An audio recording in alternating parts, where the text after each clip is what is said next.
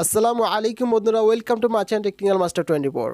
আশা করি সবাই ভালো আছেন। আলহামদুলিল্লাহ আমি ভালো আছি। আজকে আমি আপনাদেরকে জন্ম নিবন্ধন সংশোধন করার নিয়মগুলো দেখে দেবো যে কীভাবে আপনারা বাসায় বসে থেকে আপনাদের জন্ম নিবন্ধন সংশোধন করতে পারবেন। আপনাদের জন্ম নিবন্ধনে যদি কোনো প্রকার ভুল ত্রুটি থেকে থাকে, আপনারা চাইলে ঘরে বসে থেকে আপনাদের স্মার্টফোনটির মাধ্যমে এসব ভুল ত্রুটি সংশোধন করতে পারবেন।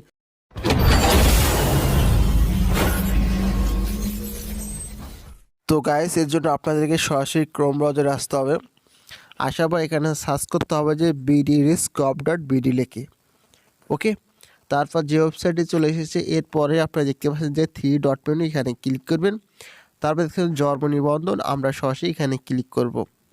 তারপর আপনারা দেখতে পাচ্ছেন যে জন্ম নিবন্ধন তথ্য সংশোধন আবেদন, আমরা সরাসরি এখানে ক্লিক করে দেবো। ওকে, তো এখানে ক্লিক করার পর আমরা একটু নিচের দিকে চলে আসবো। সরাসরি আসলে আপনারা দেখতে পারেন যে জন্ম নিবন্ধন নাম্বার আর হচ্ছে জন্ম তারিখ। তো এখানে আমাদের জন্ম নিবন্ধন নাম্বার এবং আমাদের জন্ম তারিখটা দিতে হবে। ওকে, তো আমি দিয়ে দিচ্ছি। তারপর দেখতে পাচ্ছেন অনুসন্ধান, আমরা সরাসরি এখানে ক্লিক করে দেবো। তারপর এখানে দেখতে পাচ্ছেন আমাদের সব তথ্যগুলো এখানে শো করতে আছে। তারপর দেখতে পাচ্ছেন যে নির্বাচন করুন, তো আমরা নির্বাচন করুন সরাসরি এখানে ক্লিক করে দেব। তারপর দেখতে পাচ্ছেন যে বলতেছে আপনি কি নিশ্চিত, তারপর আমরা কনফার্ম এখানে ক্লিক করব। তারপর উপর দিকে আমরা একটু চলে আসবো। আসার পর এখানে আমরা আমাদের দেশটা সিলেক্ট করে দেবো। ওকে, তো আমি আমার দেশটা সিলেক্ট করে দিচ্ছি এখানে। তারপর বিভাগ দেব, আমার বিভাগ খুঁজে পাচ্ছি না। ওকে, তারপর এখান থেকে জেলা দেব আমরা আমাদের। ওকে, তারপর এখান থেকে সিটি কর্পোরেশন আমরা দিয়ে দেবো আমাদের সিটি কর্পোরেশন। তারপর এখান থেকে পৌরসভা অথবা ইউনিয়ন আমরা সিলেক্ট করে দেবো এখানে। তারপর এখানে পরবর্তী নামে যে অপশনটি রয়েছে আমরা সরাসরি এখানে ক্লিক করে দেবো। ওকে, তারপর এখানে দেখতে পাচ্ছেন যে সর্বোচ্চ 4 বার জন্ম নিবন্ধন সংশোধন আবেদন করা যাবে, বিষয়টা একবার মনে রাখবেন। ওকে, তারপর দেখতে পাচ্ছেন বিষয় নির্বাচন করুন, আমরা এখানে সরাসরি ক্লিক করে দেব। ওকে, তো আমি ক্লিক করতেছি।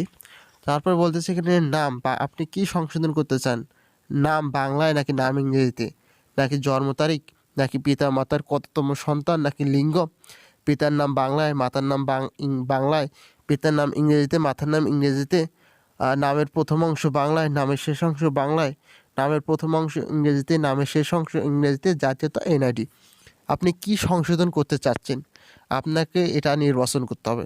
সাপোজ আমি ধরেন জন্ম তারিখ সংশোধন করব, এখানে ক্লিক করব। তারপর বলতেছে চাহিত সংশোধিত তথ্য, এরপর চাহিত সংশোধিত তথ্য এখানে আমরা আমাদের জন্ম তারিখটা দিয়ে দেবো। ওকে, আমরা কি জন্ম তারিখটা কোনটা সংশোধন করতে চাচ্ছি। ওকে, তারপর দেখতে পাচ্ছি সংশোধনের কারণ নির্বাচন করুন, আমরা এখানে ক্লিক করব। ভুল লিপিবদ্ধ করা হয়েছিল আমরা এটা সিলেক্ট করব। আমরা যদি আরও কিছু সংশোধন করতে চাই সেইখানে দেখতে পাচ্ছি এখানে আরও তথ্য সংযোজন করুন, আমরা এখানে ক্লিক করব। তারপর দেখতে পাচ্ছেন যে বিষয়, আমরা এখানে ক্লিক করে আমরা কি সংশোধন করতে চাচ্ছি তো আমরা এটা সিলেক্ট করব। ওকে, তারপর এখানে আমরা চাহিত সংশোধিত তথ্য আমরা দিয়ে দেব। তারপর দেখতে পাচ্ছেন সংশোধনের কারণ, আমরা এটা সিলেক্ট করব। তারপর আপনারা নিচের দিকে চলে আসবে। আশেপাশে দেখতে পাবেন যে দেশ, আমরা আমাদের দেশটা এখান থেকে সিলেক্ট করব।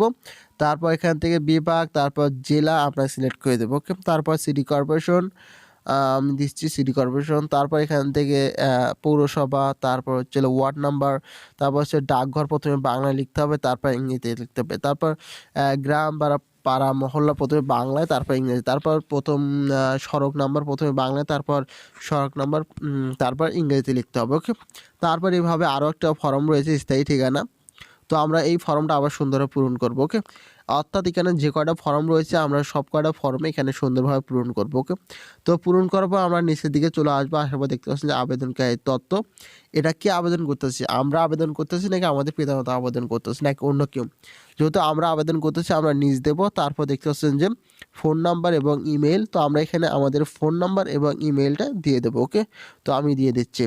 তারপর নিচে আমি দেখতে পাচ্ছেন যে সংযুক্তি, প্রতি ফাইলের জন্য সর্বোচ্চ ফাইল সাইজ 100 কিলোবাইট হবে। অর্থাৎ আমরা যে জিনিসটা সংশোধন করতে চাচ্ছি তো আমাদের প্রমাণপত্র অ্যাড করতে হবে। আমরা যে বয়স চেঞ্জ করব, এর জন্য তো আমাদেরকে আমাদের সার্টিফিকেট শো করাতে হবে। ওকে, সেই কারণে দেখতে পাচ্ছেন সংযোজন, আমরা এখানে ক্লিক করলে আমাদের এখানে ফাইল অ্যাড করতে বলবে। তো ফাইলের সাইজটা সর্বোচ্চ 100 কিলোবাইট হবে। ওকে, এখন আমরা সংযোজন এখানে ক্লিক করে আমরা আমাদের সংশোধনের কারণ অনুযায়ী আমরা এখানে আমাদের ফাইলটা এখানে আমরা সিলেক্ট করব। ওকে, সো সিলেক্ট করার পর দেখতে পাচ্ছেন যে ফাইল টাইপ আমরা এখানে ক্লিক করব। ক্লিক করার পর দেখতে পাচ্ছেন যে এই জিনিসটা আমাদের কি, আমরা যে জিনিসটা এখানে আপলোড করলাম এই জিনিসটা আসলে কি পিতার জন্ম নিবন্ধন সনদ নাকি মাতার জন্ম নিবন্ধন সনদ নাকি, যেটাই আর কি আপনাদের এখানে প্রধানত এটা সিলেক্ট করবেন। তারপর দেখতে পাচ্ছেন স্টার্ট। তো এখানে ক্লিক করার সাথে সাথে এই ফাইলটা আমাদের এখানে আপলোড হয়ে যাবে। ওকে, তারপর আপনারা দেখতে পাচ্ছেন যে পেমেন্ট, নিচের মধ্যে পেমেন্ট দেখতে পাচ্ছেন। তো পেমেন্টের মাধ্যম আমরা কিসের মাধ্যমে পেমেন্টটা দেবো, ফি আদায় নাকি চালানের মাধ্যমে। অবশ্যই আপনারা ফি আদায় এটা সিলেক্ট করবেন, চালান এটা সিলেক্ট করবেন না, তো ঝামেলায় পড়ে যাবেন। তারপর নিচে দেখতে পাচ্ছেন যে আপনারা সাবমিট।